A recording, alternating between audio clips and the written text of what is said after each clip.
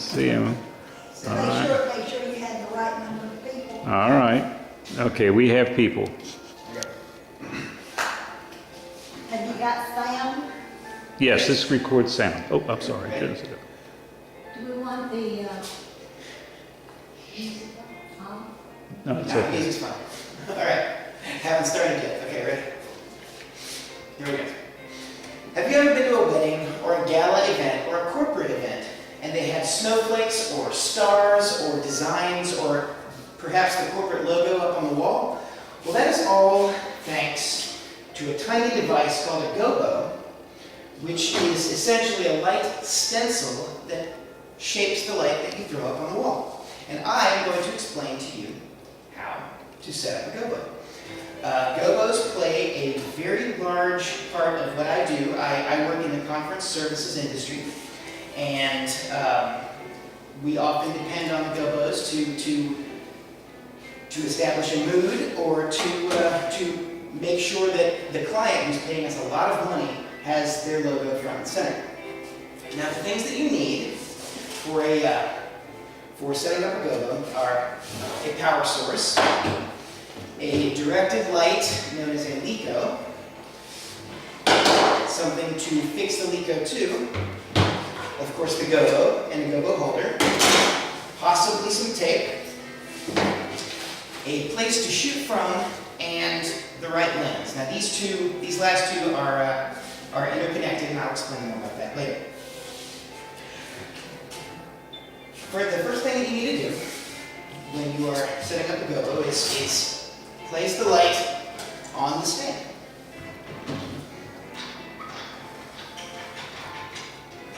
And open the shutters. These lights have 4 shutters. Make sure all 4 of them are open. Take the Gobo and the Gobo holder. Take the direction you're shooting it in, which in our case is right up here.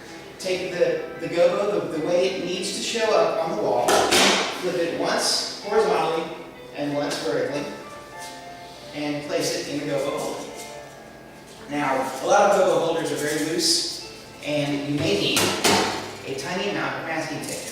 Gobos get very hot, but masking tape, when you put it on metal, does not burn. Well, it'll turn brown, but it won't give up its hold.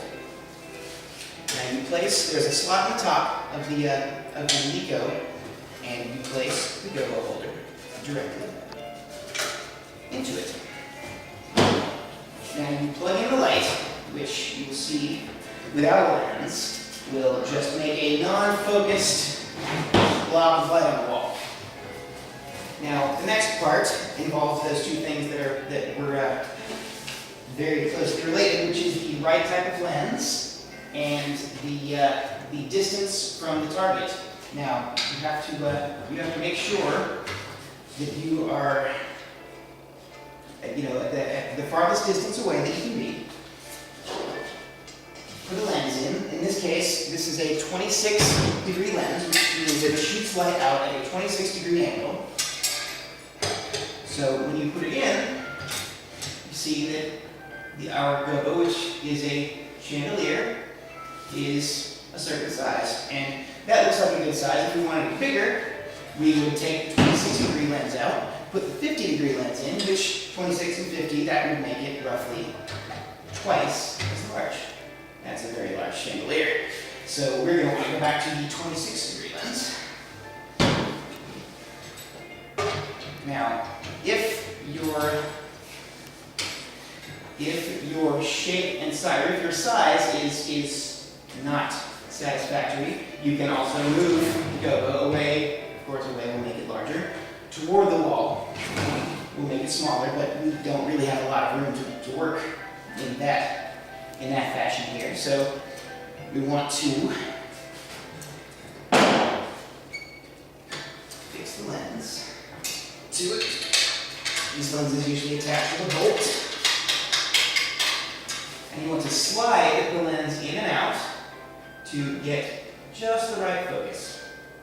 Once we've gotten just the right focus, we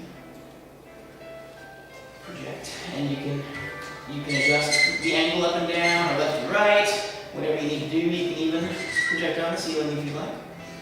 You have to be careful though, because if you project it at too sharp an angle, the image will deform. So you want to get as parallel to the light's opening as you can. So this is our finished product. The light, and you can adjust the angle at the bottom. Turn it clockwise and counterclockwise. And once you're happy and the client is happy, your job is done. Now, next time you are at an event, such as a wedding, or a corporate event, or any other type of event, and you see on the wall, you see a shape, you just look opposite the wall, and if you see a light that looks like this, you will know exactly how they did it.